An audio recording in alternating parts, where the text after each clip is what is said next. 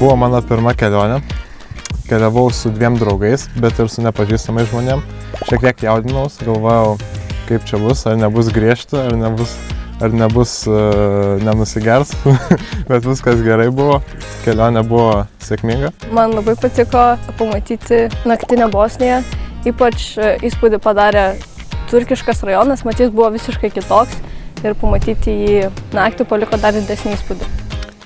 Šiaip prieš kelionį, ką sužinojau, kad iki Bosnijos reikės 2 štuks kilų važiuoti, tai čia buvau Monaks iš Fokunkaktos, čia buvau žiaurė iš tikrųjų, bet da pirmyn atgal tai iš 4000, tai čia žiaurė daug, tai galvojau, kad subin biškį atboks, bet šiaip vis tai nuotikė, vis patyrimą tikrą kompensavo tu atbukėjimą, iš tikrųjų viskas labai gera. Kiekviena diena buvo kaip nuotykis. Manau, kad čia kiekvienas turi savo nuotykį papasakoti iš kiekvienos dienos, iš kiekvienos kelionės, kiekvienos šalies. Ir man tai, kuri šalis labiausiai įsiminė kelionės metu? Na, turbūt, kad Bosnija, nes į ją ir keliavome, tačiau kitos šalis taip pat paliko savotišką įspūdį, kurias aplankėme kelionės metu. Tai manyčiau Bosnija.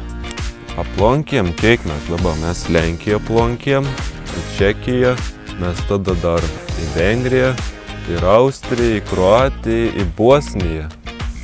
Jeigu ne tiek daug kažko aplankėm, tai vis tiek bent jau po porą valandų, po trejetą, po sostinį pasivaikščioti, pasižvalgyti, pasiveizėti, kas ką yra. Iš tikrųjų užtek, manau, tikrai. Ar ši kelionė įnešė kažko naujo į tavo gyvenimą? Tikrai taip, tikrai atvėrė mano akis, praplėtė mano pasaulėžiūrą, susipažinau su žmonėmis, su kokiais nesu dar niekada šnekėjusi.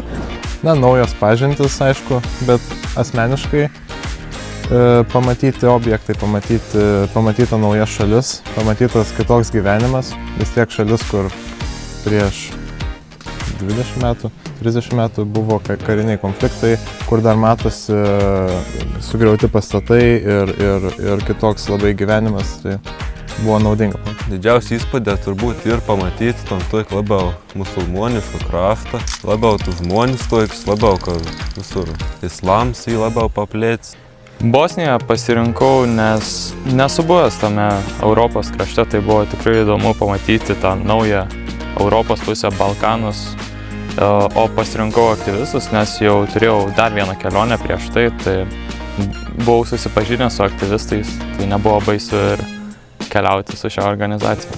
Šiaip, tai drauga, kurios aš turiu, kuriai labiau noriu kažką pamatyti gyvenim, patirti, tai tikrai rekomenduoju, nes šį yra labai geras dalykas iš tikrųjų. Ką pradedi važiuoti, tai nenori besustoti, nes tiesiog važiuoti nori viskas, tai rekomenduoju tikrai. Jo, ilgai važiavom, bet kai važiuoji su mašina, gali stoti į įdomesnius objektus, ko negalėtum su lėktuvu padaryti. Tai aplankėm ir mažų miestelių, ir sostinių pakeliui. Tai man iš tikrųjų patiko, atsipirko važiavimas mašina. Tas laikas praleistas buvo kompensuotas pamatytais dalykais. Padėjo gal labiau atvirai bendrauti su kitais žmonėms, labiau atvirai būti naujoms draugystėms ir tiesiog su bendravimu, praplėsti savo bendravimu. Pirmi 3 žodžiai šovė į galvą apie aktyvistus. Šaunūs, draugiški ir aktyvūs.